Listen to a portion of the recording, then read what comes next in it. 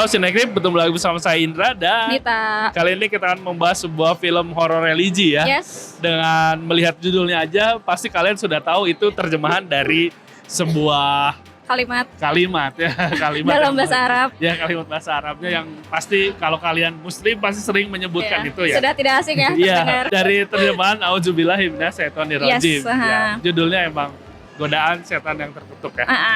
Di sini PH-nya dari Maxima Picture dan Synergy Pictures.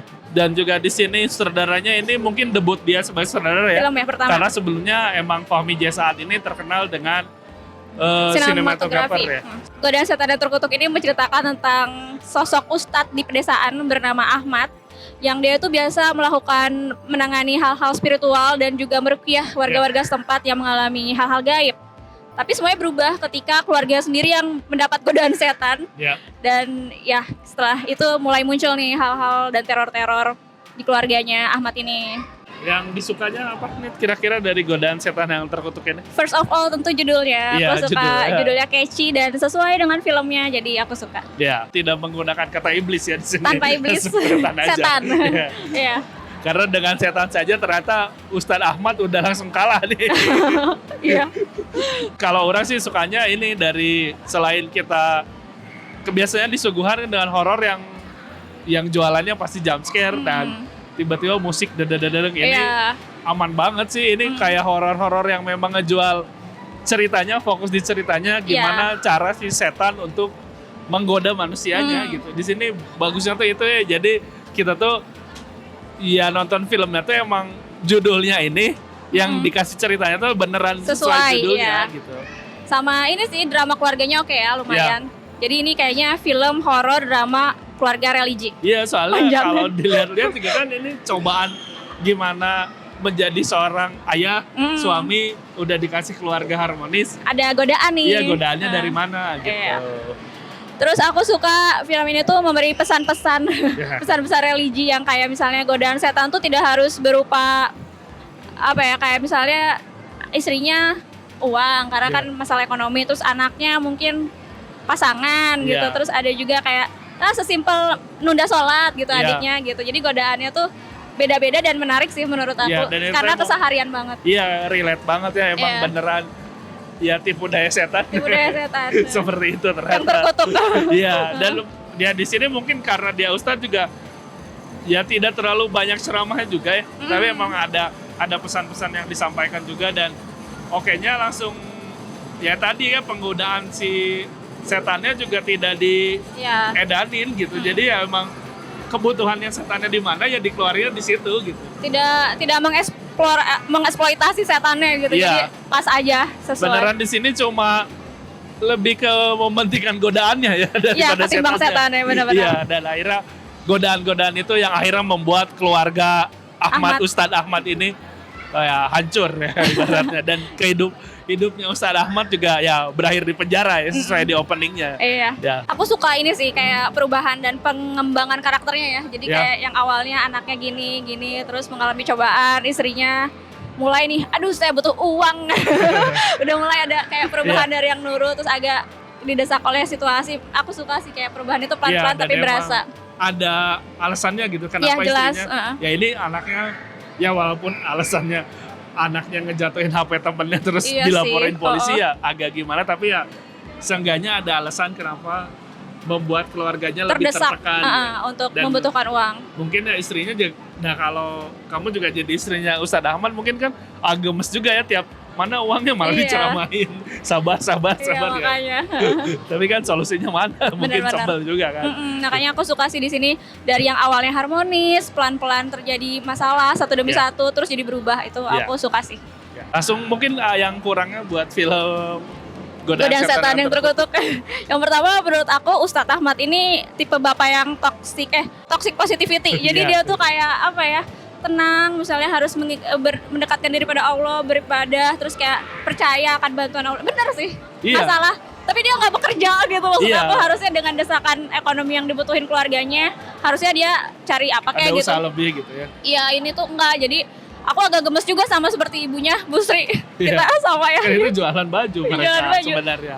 Ada toko gitu, tapi ya aku tuh ngeliatnya jadi kayak ibu Srinya aja yang kerja gitu, sementara ya bapaknya juga bekerja dengan membantu memberikan jasa itu ya, pertolongan. Tapi mungkin itu jadi sisi baiknya juga, karena di sini nyontoin kalau ya kamu nggak bisa ngajar agama doang, harus kerja juga dong. Makanya kan ya itu juga bisa membawa kehancuran buat keluarganya juga, ya, mestinya, mungkin karena si bapaknya gak kerja. Benar-benar, makanya mungkin kalau hanya menggantungkan diri pada profesi ruqyah ini mungkin agak susah ya. Jadi harus ada pekerjaan tetapnya gitu. Aku sih berharapnya. Jadi aku tuh ngerasanya si bapak ini ya toxic aja sih. Toxic positivity, memberikan ceramah, nasihat baik, tapi dia tuh kayak diam aja gitu di kamar kayak masih butuh. Jadi ya padahal kan ini nyebelin. Butuhnya urusan dunia gitu. Iya, ya kesel aja sih. Terus kalau masalah ini yang kayak menerima uang dari eksorsis itu memang tidak diperbolehkan atau gimana ya? Ya itu saya tidak tahu ya, tapi kalau makanan dia terima. Kalau makanan dia terima, ya sih. Mungkin kalau apalagi dapatnya uang haram ya. Ya, jadi takutnya uang haram gitu kan. Terbukti di sini juga kan yang membuat kehancurannya ternyata uang. Uang ya. Ya di sini juga orang ya. Sebenarnya gimana bisa dibilang ini tuh kalau dari segi cerita mungkin kita kalau udah nonton Kodrat mah pasti ngerasanya ini mirip sama Kodrat nih ya, tapi Kodrat kan versi lebih hardcore.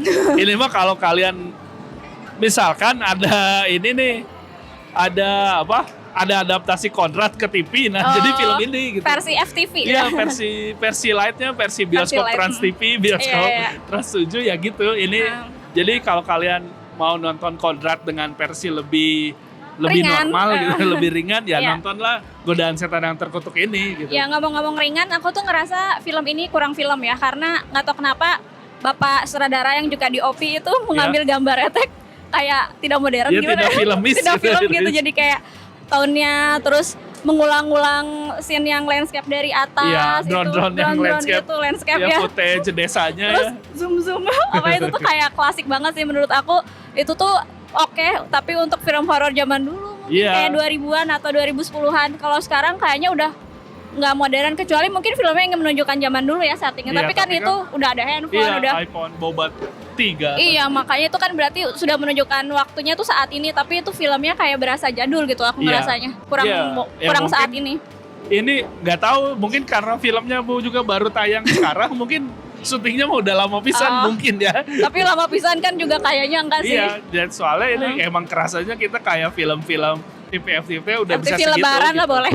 Iya, FTV Lebaran yang lebih niat kan. Soalnya di sini ya ada aksi darah-darahnya juga ya. Jadi kayak penggunaan si kesurupannya juga ya lumayan oke sih. Tapi ya itu masih di tahap ya ini mah masih produksinya sebatas TV lah. Iya. Kalau buat di bioskop atau film kurang ya. Ya, kalau di OTT mungkin kita ya udah aja. Tapi kan ini di bioskop ya. Kalau di OTT mungkin karena layar terbatas juga, jadi nggak terlalu detail kayak kita lihat di bioskop ya. Itu benar-benar kerasanya seperti film aja sih. Film televisi gitu maksudnya. Kurang film gimana ya? Kurang film gitu maksudnya. Ya tidak sinematik lah. Sama ini sih ya, kekurangannya menurut aku, ini nggak tahu ya bakal dialami oleh penonton lain atau enggak, tapi menurut aku di film ini tuh kan tentang eksorsis. Terus si iblisnya tuh satu ya dia, yang dari pesugihan itu. Kayaknya menarik deh daripada ceritaan drama keluarganya yang memang bukan genrenya, ngebahas si setannya ini nih, setannya tuh karakternya gimana, kenapa dia bisa ngeganggu, nama, atau kayak misalnya aku nonton film Kuasa Gelap ya, eksorsis juga itu yang main Jerome. Itu tuh dijelasin, wah ini iblis ini bernama ini. Dia senang ini mengganggu manusia yang misalnya apa. Di sini tuh nggak ada karakter iblisnya, padahal menarik sih kalau misalnya diceritain ketimbang ngeceritain lebih detail tentang drama keluarganya gitu. Dan ini juga pesugihannya ngambil kayak cerita Timun Mas ya. Jadi kamu dapat duit nanti anaknya 18 tahun. Ya, dan ini kan anak-anak yang kesurupan yang memang udah berusia segitu ya. Iya udah. Soalnya kan yang anaknya si Pak Ustadz. Yang kedua ya? Pak Ustadz juga yang pertama kan. Oh yang pertama ya. Yang itu yang kesurupan, yang kedua baru kesurupannya. Karena belum katanya, belum berusia. Makanya aku juga penasaran sih kalau cerita si setan ini tuh gimana backgroundnya. Background setan gak apa-apa kan di film kayak. Jadi kita tuh tahu dan mungkin bisa lebih bukan empati ya, lebih memahami si setan ini tuh gini. Kan suka ada nih kalau di film-film eksorsis luar negeri tuh suka dibahas juga. Misalnya setannya kenapa, karakternya gimana, ngeganggu tujuannya apa, atau gimana. Dan itu juga kan bisa memperkuat ya emang salah manusianya. Kenapa setannya mah daya biasa aja. Ya karena dimulai dengan misalnya kayak pesugihan Iya. itu gimana itu kurang sih. Menurut aku ini pace-nya lambat banget. Pace-nya tuh Iya, lambat pace-nya. banget dan aduh mulai bosan gitu. Aku tuh kayak nunggu kan udah mulai nih anak-anaknya kayak diganggu, ibunya diganggu. Aku tuh nunggu si Pak Ahmad ini tuh meruqyah keluarganya. Iya, nggak Kayak ada ya. nggak ada sampai beres tuh kayak ya dia sibuk dengan kehidupan ruqyah di selain luaran keluarganya, aja, ya. tapi keluarga sendiri justru orang terdekat kayak terlewatkan. Iya, Padahal mungkin itu. film ini kan tentang kemampuan dia meruqyah gitu Iya, ya. kritikan juga mungkin dia fokus ke Bisa. selamatin keluarga di luar, keluarga sendiri tidak diselamatkan. Oke, Pak Ahmad. Ini kisah nyata soalnya mungkin masih juga disesuaikan dengan cerita asli kali Iya, ya. mungkin. Terus dari sini juga orang ya itu banyak adegan yang tiba-tiba kan kita sudah dilihatkan dari pertama kayak kalau mereka pagi-pagi nih selalu sarapan bareng. Ya, rutinitasnya. Ayah ibunya di situ, terus tiba-tiba ada suatu masa tiba-tiba ayah ibunya nggak ada, kita tuh nggak tahu kenapa tiba-tiba anaknya nggak pakai jilbab tiba-tiba. Iya, nggak ketahuan lagi. Iya, nggak ketahuan gimana. Anaknya gitu. diskors nggak ketahuan. Iya, dan itu juga kan kalau kalian misalkan nih kalian di rumah terus ada yang ketok-ketok jendela kan kedengaran atau ya. Iya, mestinya. Iya. Mana lama lagi. Iya, dan Di terus itu- keheningan. aduh. Sama ini sih kan mungkin ya kan ibunya itu anak-anaknya sebabnya sholat subuh, ibunya Iya. nggak sholat tuh gara-gara itu kali digoda setan. Iya, tapi kan Nggak itu ikut nggak ada jamaah. penjelasan itunya juga ya. Iya sih. Langsung ke skor aja nih untuk godaan setan yang terkutuk nih. Dari aku 5,5/10. Ya sama 5,5/10. Sebenarnya kita enjoy dan tidak terjebak di horor yang jump scare dan Iya.